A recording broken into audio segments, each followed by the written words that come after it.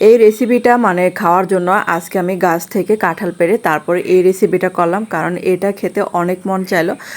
আর অনেককে দেখলাম এই কাঁঠাল ভাজা খেতে, তো আমিও কাঁঠাল মানে ভাজা খাওয়ার জন্য গাছ থেকে কাঁঠাল পেড়ে নিলাম। আর একদম ফ্রেশ কাঁঠাল নিয়ে তারপরে যে কাঁঠাল ভাজাটা খাবো। আর এই কাঁঠালগুলো দেখেন সবগুলোই কিন্তু মানে একদম পরিপূর্ণ হয়ে গেছে। আর তারপরে একটা ছোট থেকে কাঁঠাল পেরেছিলাম, আর এটাও মানে অনেকটা শক্ত হয়ে গেছে। এগুলো খেতে হলে কিন্তু একটু অনেকটা কচি কাঁঠাল যেটা সেটা খেতে হয়। আর এই যে কাঁঠালগুলো এরকম টুকরো করে কেটে তার মধ্যে আমি একটু 1-2 মিনিটের মতো একটু সিদ্ধ করে নিয়েছিলাম। আর এটা এখন এই যে ঠান্ডা করে হলুদের গুঁড়া মরিচের গুঁড়া দিয়ে দিলাম পরিমাণ মতো। তারপর এখন এই যে সামান্য পরিমাণে ধনে গুঁড়া দিলাম, আর এই যে লবণ ছিটিয়ে দিব। আর এই কাঁঠাল ভাজাটা কিন্তু অনেকটা লোভনীয়, তার জন্য মানে তর সইল না এটা খাওয়ার জন্য।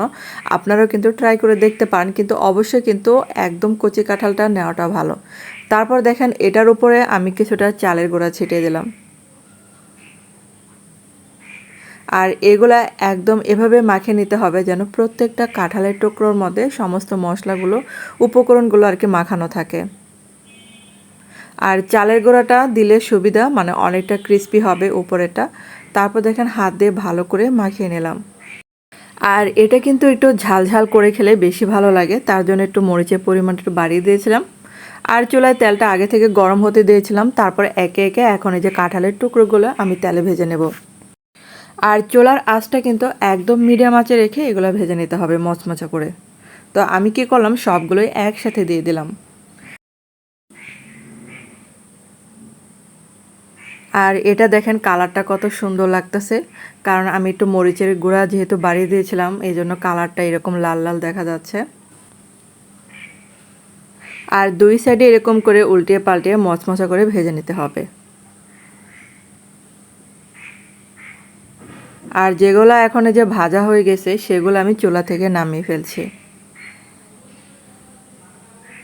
আর এটা কিন্তু ভাত দিয়েও খাওয়া যেতে পারে, যেহেতু বিভিন্ন মশলা অ্যাড করেছি এখানে। আর আপনারা চাইলে এটা কিন্তু শুধু খেতে পারেন, এটা বেশিরভাগই শুধুই খায়। আর এগুলো কিন্তু ভাজা হয়ে গেছে বাকিগুলো আর কি। তারপর এগুলো এখন চুলা থেকে নামিয়ে ফেলবো।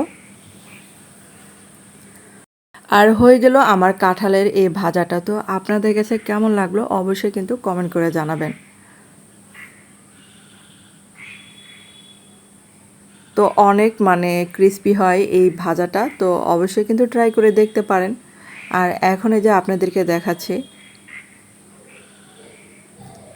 তো আমি কিন্তু মানে মচমচে খাওয়া শুরু করে দিলাম। আর এটা কিন্তু অবশ্যই গরম গরম খেতে হবে। তো ধন্যবাদ সবাইকে ভিডিওটা দেখার জন্য।